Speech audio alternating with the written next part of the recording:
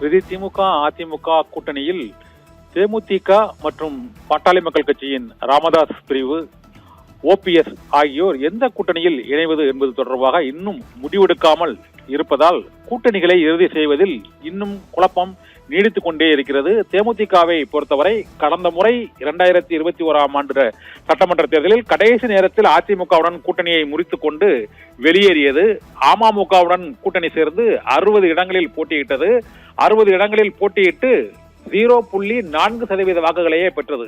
8% வாக்குகளில் இருந்து 0.4% வாக்குகளையே விஜயகாந்த் இருக்கும் பொழுதே அந்த வாக்குகள் பெருமளவில் சேர்ந்து விட்டதால் இந்த முறை திமுகவிலும் அதிமுகவிலும் ஒற்றை இலக்கத்தில் தான் அவர்களுக்கு தொகுதிகள் ஒதுக்கீடு செய்யப்படும், ஒரு ராஜ்யசபா சீட் வழங்கப்படும் என்று திட்டவட்டமாக தெரிவிக்கப்பட்டிருக்கிறது. இதனால் தேமுதிக முடிவெடுக்க முடியாமல் எந்த கூட்டணியில் இணைவது என்பது தெரியாமல் திணறிக் கொண்டிருக்கிறது என தகவல்கள் தெரிவிக்கின்றன.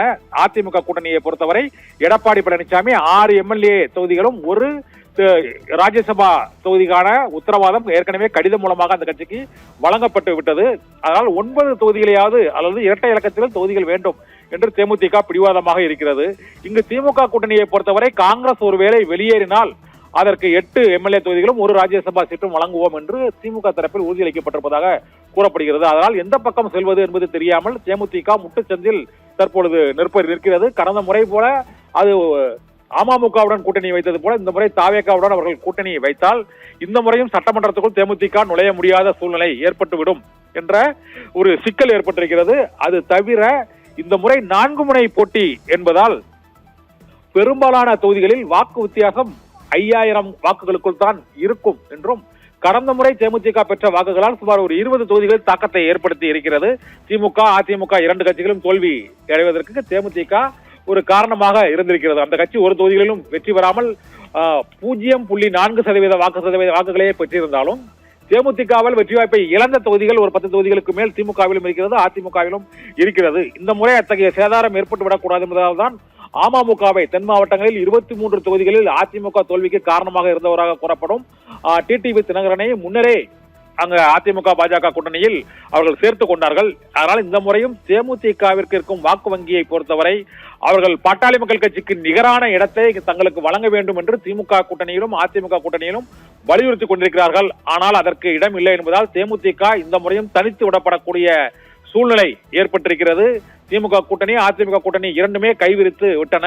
ஒருவேளை திமுக கூட்டணியில் கடைசி நேரத்தில் காங்கிரஸ் முரண்பாடு மற்றும் வெளியேற்றம் நிகழ்ந்தால் தேமுதிக மற்றும் டாக்டர் ராமதாஸின் அன்புமணி பிரிவு, டாக்டர் ராமதாஸின் பாமக ஆகியவற்றிற்கு திமுக கூட்டணியில் இடம் கிடைக்க வாய்ப்பு இருப்பதாக கூறப்படுகிறது.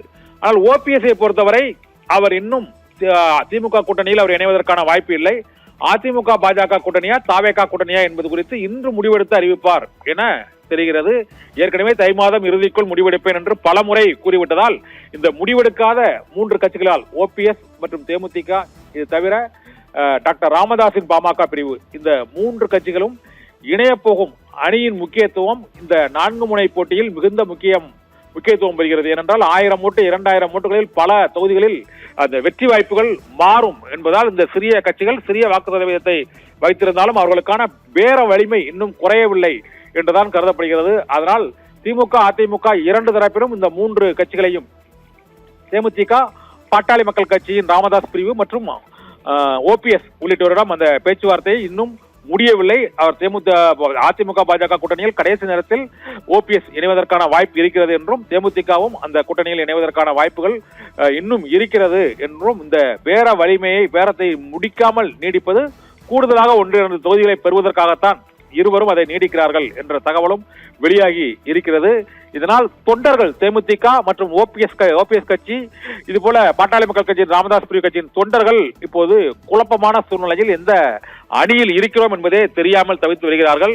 இந்த முடிவெடுக்காத 3 கட்சிகளால் தமிழக தேர்தல் காலத்தில் ஒரு குழப்பம், கூட்டணி முடிவாகாத குழப்பம் தொடர்ந்து நீடித்துக் கொண்டே இருக்கிறது.